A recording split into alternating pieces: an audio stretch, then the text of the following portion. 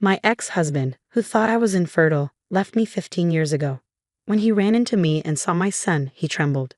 That chance encounter was just the beginning of a tumultuous journey where old secrets resurface and hidden truths come to light, challenging everything he believed about the past, present, and future. Hey there, folks. I'm Linda, and welcome to Linda's Stories channel. I hope you're all ready for a good tale. So picture this. It's a sunny afternoon, and there's Catherine sitting by herself at a restaurant table by the window. She's gazing outside, enjoying the lovely day, waiting for the waiter to bring her lunch. Little did she know, a surprising encounter was just around the corner. As Catherine headed to the bathroom, she accidentally bumped into a boy walking down the hallway. She said sorry right away, but when she glanced at the man with the boy, she was shocked to see someone from her past. It was Michel, Catherine's ex-husband, whom she hadn't seen in 15 years since they divorced. Feeling a bit surprised by the unexpected meeting, Catherine felt a mix of surprise and discomfort as he came closer. However, she stayed composed and greeted him politely. Michel and Catherine had always dreamed of having children. From the start of their marriage, they tried hard to make that dream come true, but it just didn't happen. Years passed, and they still couldn't conceive. Catherine started to worry that something might be wrong and suggested they see a doctor together to figure it out and maybe try some treatments. But Michel, being stubborn, refused to go. He came from a big family and thought the problem must be with Catherine, considering his own family's fertility history compared to hers, as she was an only child. Using their family backgrounds as evidence, he started blaming her for being infertile, which only made things worse between them. Eventually, their frustrations and misunderstandings grew so much that they ended up getting divorced. Despite the scars from their past, Catherine decided to greet Michel politely, recognizing that time had passed since they last met. However, her warm attitude was met with coldness and disdain from Michel. "Are you alone?" "Still single, I see," he said arrogantly, his eyes reflecting superiority and indifference towards Catherine. With a gesture implying his supposed superiority, he introduced the young man beside him. "This is my son, Austin," he announced proudly, as if it were a personal accomplishment. "He's a real genius, just like my new wife, Sophie," he added, nodding towards a woman at another table, a hint of pride in his voice as he talked about his new family. Catherine was astonished by Michel's arrogance. She had hoped that after so many years, things might have changed between them, but his behavior showed otherwise. It was clear that he was still as proud as ever. However, little did Michel know, something was about to happen that would shake up his entire family's destiny and change the course of his own history forever. As they talked, a tall and caring young boy approached Catherine. Seeing the concern on her face, the boy, with a protective instinct, asked, "Is everything all right, Mom?" Catherine's face lit up at the sight of her son, and she replied warmly, "Yes, everything's fine, my dear. I'm happy you're here. I ran into someone from the past while waiting for you." She gave her son a loving kiss on the cheek, appreciating his care. "I want you to meet my son, Michel," Catherine continued, smiling as she noticed the surprise on Michel's face. "This is Nathan." Michel couldn't conceal his surprise upon discovering that Catherine had a son. His eyes widened, reflecting a whirlwind of thoughts as he realized the boy was already a teenager, about 15 years old. Before Michel could say anything, the waiter arrived with Catherine's lunch, breaking the moment. Taking advantage of the interruption, Catherine excused herself and joined her son, leaving Michel lost in his thoughts. Returning to his table with his son and wife, Michel appeared distant, his mind elsewhere. While Sophie and Austin enjoyed their meals, Michel seemed preoccupied, his thoughts consumed by a single idea. Could Nathan be his son? Was it possible that Catherine was pregnant when they separated and never told him? But why would she keep it a secret? These questions consumed Michel, overshadowing his ability to enjoy the present moment. Before he could find answers, Sophie's voice broke through his thoughts, snapping him back to reality.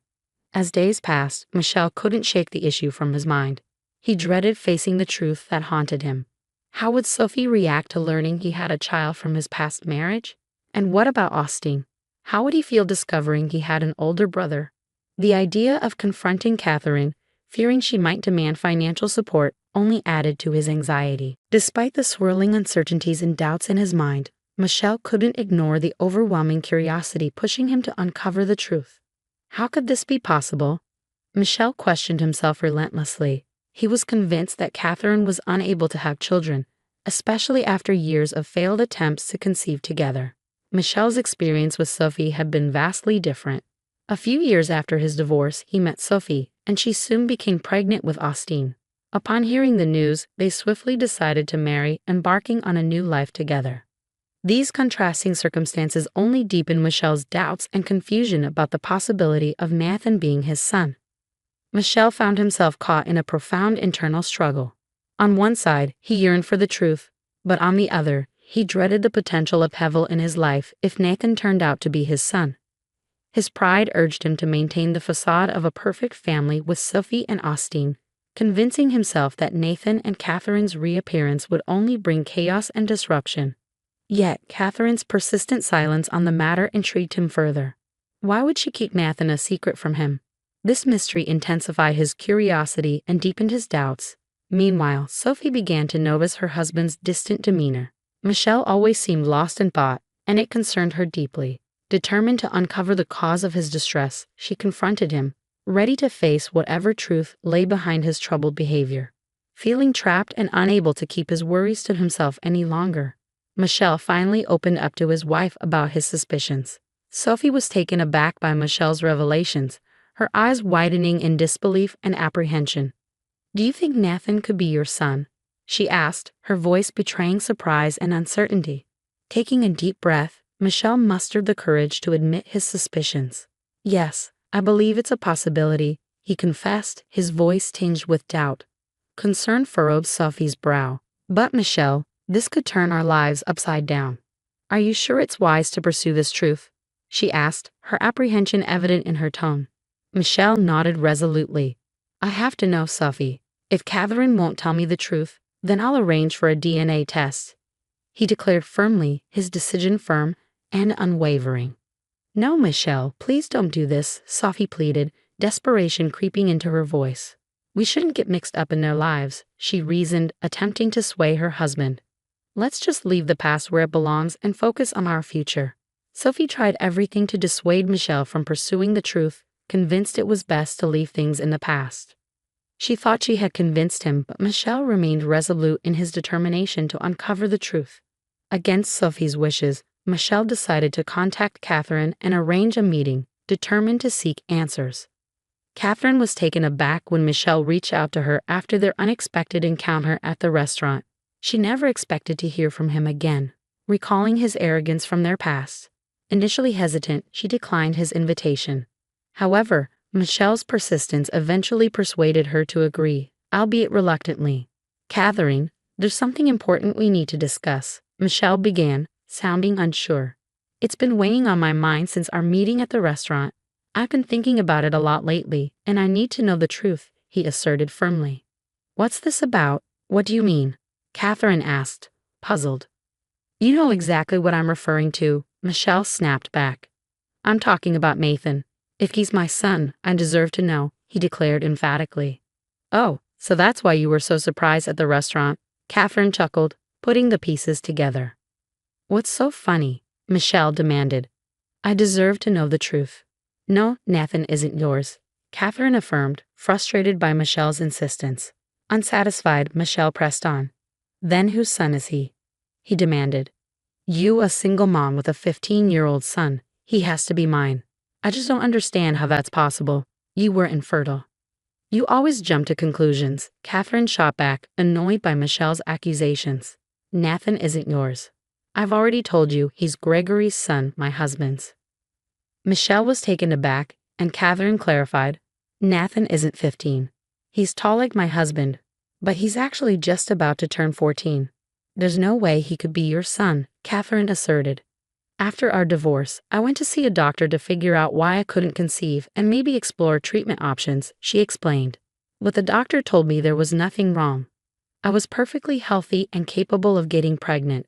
And that's exactly what happened. Once Gregory and I got married, I became pregnant with Nathan, and later on, we had 2 more sons, Evan, who is 10, and Theo, who is 7. After the confrontation with Catherine and the revelation that Nathan wasn't his son, Michel felt deeply intrigued and disturbed. Catherine's words made him question everything he believed about his fertility and his relationship with Sophie. Angry and confused, Michel tried to make sense of it all. He couldn't understand how, coming from a large family, he only had one child with Sophie, while Catherine, whom he thought was infertile, had 3 children with her husband. Ultimately, Michel decided to take Catherine's advice and see a doctor. Sophie, thinking she had convinced him to move on from the past, had no idea what Michel was up to, and he couldn't anticipate what he would discover. The medical tests revealed a truth that rocked Michel to his core. He was sterile. This revelation triggered a flood of questions about his marriage to Sophie. How could he have fathered a child with her if he was sterile? This newfound knowledge cast doubt on the very foundation of their relationship. Michel spent a considerable amount of time lost in thought, contemplating the significance of this revelation and its implications for his life and his marriage to Sophie. He was faced with the daunting task of redefining his identity and role as a husband and father. Amidst the turmoil of this painful discovery, when he confronted Sophie, Michel was devastated to learn the truth about Austine. She admitted that during the early stages of their relationship, she had a brief affair with another man, resulting in her pregnancy with Austine. The revelation left Michel utterly shattered, feeling as though his entire life had crumbled around him.